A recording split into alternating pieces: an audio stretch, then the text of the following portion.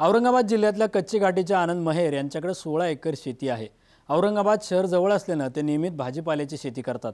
पण गेल्या काही वर्षांपासून रासायनिक निविष्ठांचे भाव वाढल्याने ही शेती परवडत नसल्याचं त्यांच्या लक्षात आलं। दरम्यान या शेतीला पर्याय शोधताना त्यांना सुभाष पाळेकरांच्या नैसर्गिक शेती तंत्राविषयी माहिती मिळाली। यंदा त्यांनी प्रयोग म्हणून अर्धा एकरात वांग्याचं पीक नैसर्गिक तंत्राने घेतलंय। यापूर्वी रासायनिक तंत्राने अर्धा एकर वांग्याच्या शेतीसाठी त्यांना किमान 20 ते 25 हजार रुपयांचा खर्च यायचा। पण नैसर्गिक तंत्राने जवळपास 15 ते 20 हजार रुपयांची बचत त्यांना साधता आली। आज आपण महेर यांच्या नैसर्गिक तंत्राने पिकवलेल्या वांगी शेतीची पाहणी करण्यासाठी औरंगाबाद जवळ कच्चे घाटीला जाणार आहोत। औरंगाबाद शहराजवळच्या कच्चे घाटी इथं आनंद महेर यांची 16 एकर कोरडवाहू शेती आहे। शेतीला सिंचनासाठी त्यांनी 70 फूट विहीर खोदून पाण्याची सोय केली। यापैकी 6 एकरात ते भाजीपाल्याची पिकं घेत आहेत। पण गेल्या काही वर्षांपासून त्यांना भाजीपाल्याच्या शेतीचा उत्पादन खर्च परवडेनासा झालाय। हवामान बदलाच्या संकटानं वैतागून त्यांनी शेती विकण्याचा विचार केला होता। माझ्याकडे 16 एकर क्षेत्र आहे, त्याच्यातून 6 एकर वलित आहे आणि बाकी 10 एकर कोरडवाहू आहे। मी अगोदर रासायनिक पद्धतीने शेती करायचो आणि त्या रासायनिक पद्धतीने शेती करत असताना माझी शेती औरंगाबाद जिल्ह्यात आहे। तिथे म्हणजे कायमस्वरूपी दुष्काळ असल्यामुळे की मला खूप वेळेस दुबार पेरणी वगैरे या गोष्टी कराव्या लागायच्या आणि त्याच्यामुळं मी पार शेतीला असं वैतागून गेलेलो होतो की आता हे शेतीला काय करायचं। गेल्या वर्षी त्यांना कमी खर्चाच्या रसायनमुक्त पर्यावरणपूरक नैसर्गिक शेती तंत्राची माहिती मिळाली। मग त्यांनी पाळेकरांच्या नैसर्गिक शेतीचे धडे घेतले आणि अर्ध्या एकरांवर ट्रायल म्हणून नैसर्गिक शेती सुरू केली। ज्यावेळेस मी साम टीव्हीवरती आणि काही आमचे ते काही अशोक भाऊ कुबेर आहे यांच्याकडून जेव्हा माहिती मिळाली का 0 बजेट नैसर्गिक शेती ही करता येते आणि ती जेव्हा आमचे गावातले मित्र दिलीप भाऊ महेर यांच्यासोबत मी ज्यावेळेस वैरागला गेलो आणि वैरागला गेल्यानंतर जे काही सुभाष पाळेकर सर आहे त्यांच्याकडून आम्ही त्या शिबिरामध्ये 7 दिवस शिबिर अटेंड करून त्यांनी आम्हाला ज्यावेळेस शेतीचं महत्त्व समजवलं की शेती ही 0 बजेट होऊ शकते, नैसर्गिक पद्धतीने ती करता येते। कारण त्यांनी बऱ्याचशा गोष्टी आम्हाला ज्यावेळेस समजवल्या की त्यावेळेस खरंच वाटलं की आपण शेती ही जी काही सरांनी जी पद्धत सांगितली की त्या पद्धतीने ती शेती करण्याचा प्रयत्न करायचा। महेर यांनी सुरुवातीलाच उन्हाळ्यात वांग्याची लागवड केली आहे। यासाठी त्यांनी घनजीवामृत, जीवामृत, दशपर्णी अर्क यांसारख्या निविष्ठांचा वापर केला। तर वांग्यात चवळीचं आंतरपीक घेतलं। पक्षी थांब्यासाठी ज्वारीचा वापर केला। वांग्यावर किडींचा प्रादुर्भाव जादा होत असल्यानं त्यांना निमास्त्र, ब्रह्मास्त्र याचा वापर केला। पर्यायानं किडी नियंत्रणात आणण्यात यश आलं। तर दर 15 दिवसांनी जीवामृताचे डोस दिले जातात। वार्षिक उत्पन्न एका अर्धा एकरमध्ये 1 लाख 1.5 लाख रुपये असं निघतं। पण त्याला खर्चही तितकंच होतो की रासायनिक खत, औषधं हे जे काही ना की प्रत्येक जो काही शेतकरी आहे की त्याला माहिती आहे की वांग्याला जास्तीत जास्त कीड लागते। वांगा हा जास्त किडणारा एक फळभाज्यामध्ये हे आहे आणि त्याच्यामुळं की त्याच्यावरती औषधाचं प्रमाण खूप वाढलायचं आणि मग त्याच्यामुळं माझं उत्पन्न जे आहे ना की ते घटायचं। म्हणजे उत्पन्न खूप निघायचं पण त्याच्यात खर्चही खूप वाढायचा। पण जेव्हापासून मी सरांच्या पद्धतीनं हे जे काही 0 बजेट करतोय ना की ह्या 0 बजेटमध्ये आतापर्यंत मी फेब्रुवारी महिन्यामध्येची लागवड केली, फेब्रुवारीच्या शेवटच्या आठवड्यामध्ये, आणि हे मेच्या शेवटच्या आठवड्यामध्ये याची मार्केटमध्ये चालू झालं आहे, विकणं चालू केलं मी। ज्यावेळेस मी मेमध्ये याला सुरुवात केली ना की त्यावेळेस मला याला म्हणजे जवळपास मार्केटमध्ये 40 ते 50 रुपये किलो अशाप्रमाणे भाव मिळाला आणि त्या पद्धतीने मी आतापर्यंत म्हणजे ह्या महिन्यापर्यंत मला हे 70 ते 75 हजार रुपयाचे वांगे झालेले आहे। आणि याच्यामध्ये की आम्ही घरी शेती करत असल्यामुळे आई, घरचे माणसं, आम्ही ज्यावेळेस शेती करतो की त्याच्यातून मला याच्यातून जे काही जर 5-6 हजार रुपये जर हे केलं, मायनस झालं की ते बाकी सर्व मला त्याचा एक फायदा झालेला आहे। आज आनंद महेर यांच्या नैसर्गिक शेतीच्या प्रयोगाला यश आलंय। उत्पादन खर्च कमी झालाय, तसंच शेती शाश्वत होण्याकडे वाटचाल सुरू झाली आहे। वांग्याच्या पिकाला जीवामृताचा नियमित वापर केल्यामुळे आज वांग्यापासून भरपूर उत्पन्न मिळतंय।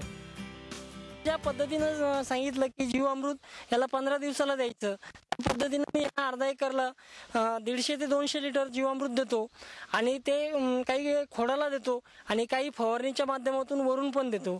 मी ह्या पद्धतीनं ह्या वांग्याच्या प्लॉटला आतापर्यंत म्हणजे की पूर्ण आपलं नैसर्गिक पद्धतीनंच हे करतोय. याच्यावरती म्हणजे कुठलंही रासायनिक पद्धती वापरलेली नाही आहे, कुठलंही औषध याच्यावरती मी मारलेलं नाही आहे. हे पूर्ण झिरो बजेट आहे आणि हे झिरो बजेट मी म्हणजे आतापर्यंत मला खूप याच्यापासून हे मिळालं. आणि मी आता ह्यावेळेस म्हणजे की ठरवलं की जे आपलं इथलं जे पूर्ण क्षेत्र आहे की हे पूर्ण क्षेत्र आपण त्या झिरो बजेटवरती करायचं. महेर यांच्या नैसर्गिक तंत्रानं पिकवलेल्या वांग्यांना आज चांगली मागणी असून आत्तापर्यंत किमान 50,000 रुपयांचं उत्पन्न हाती आलंय. तर यासाठी जेमतेम 5 ते 7,000 रुपये खर्च आलाय. येत्या काळात त्यांना वांग्यापासून आणखी 50,000चं उत्पन्न हाती येणं अपेक्षित आहे. म्हणजे अर्धा एकर वांग्यातून त्यांना किमान 90,000चा नफा हाती येणार आहे. रासायनिक तंत्रानं वांग्यांचं पीक घेताना त्यांना अर्धा एकरात 25,000 ते 30,000 रुपयांच्या निविष्ठांची गरज भासत असे. आज याला फाटा देण्यात त्यांना यश आलंय. 50-60 हजार रुपये मला उत्पन्नही मिळेल, कारण ते अजून दिसतंय मला. तसं मी हे जे काही उत्पन्न मला मिळालं ना की बाकी माझं जे काही या वर्षाचं लागणारं जे आहे की तेवढं उत्पन्न मला मिळालं, कारण माझा खर्च याच्यात खूप कमी झाला आहे. नाही तर दरवर्षी की मला जर इतकं 1-1.5 लाख रुपये पीक येण्यासाठी कमीत कमी 50,000 ते 60,000 रुपये रासायनिक खतासाठी वापरावं लागायचे, म्हणजे खर्च करावं लागायचे. आज माझा तो जो काही खर्च आहे ना की तो खर्च पूर्ण वाचला आहे. शेतीचा उत्पादन खर्च वाढत असून शेतमालास मात्र शाश्वत भाव मिळत नसल्यानं आपल्या भावानं सुरू केलेल्या नैसर्गिक शेतीचा महेर यांच्या बहिणीला अभिमान वाटतोय.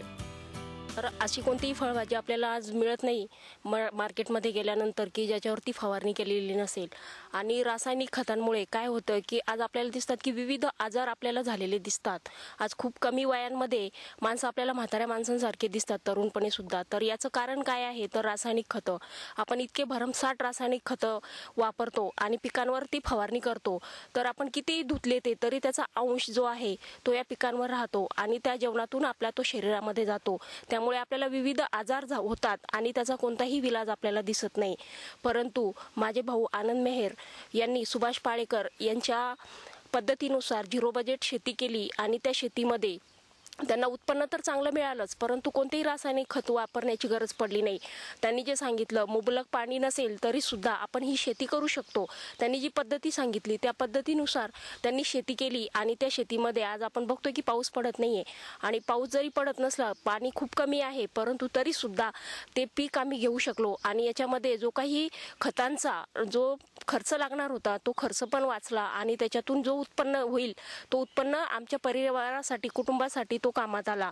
आणि त्याचबरोबर आम्ही समाजामध्ये कुठेतरी हे जे काही रासायनिक खत आहे आणि त्याच्यापासून होणारे दुष्परिणाम आहे ते थोड्या प्रमाणात का होत नाही पण ते आम्ही थांबवू शकलो. याच्यासाठी मला माझ्या भावावर खूप गर्व आहे. माझे मामा आनंद मेहेर यांनी विषमुक्त शेती करून आपल्याला आरोग्याच्या धोक्यापासून दूर केलेलं आहे.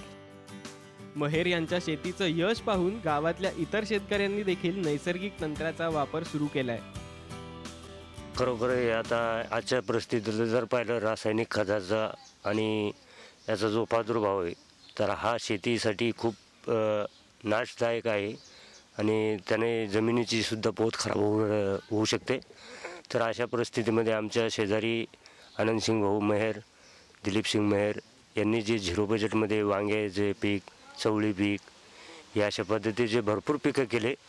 तर त्यांचं पाहून सुद्धा मी मधुकर पांडे मी सुद्धा एक अर्धा एकरची कारल्याची लागवड केली आणि ती पूर्ण टोटल झिरो बजेटमध्ये. तर खरोखर मला त्याचा जो 40-50 हजार रुपये आजपर्यंत जो उत्पन्न निघालं आणि इथूनही पुढे आणि 5-50 हजार रुपये आरामशीर उत्पन्न निघेल.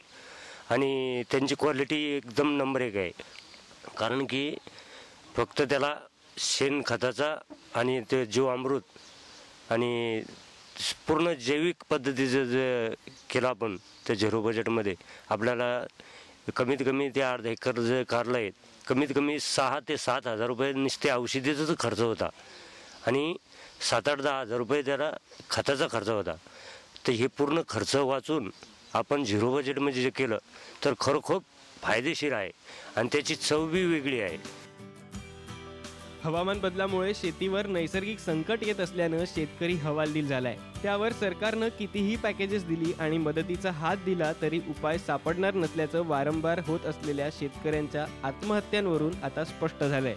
त्यामुळे उत्पादन खर्च कमी करणारी आणि निसर्गाकडे जाणारी नैसर्गिक शेती हा एक चांगला पर्याय म्हणून स्वीकारण्याची मानसिकता शेतकऱ्यांमध्ये तयार झाली आहे. गजानन भोयर, साम टीव्ही, औरंगाबाद.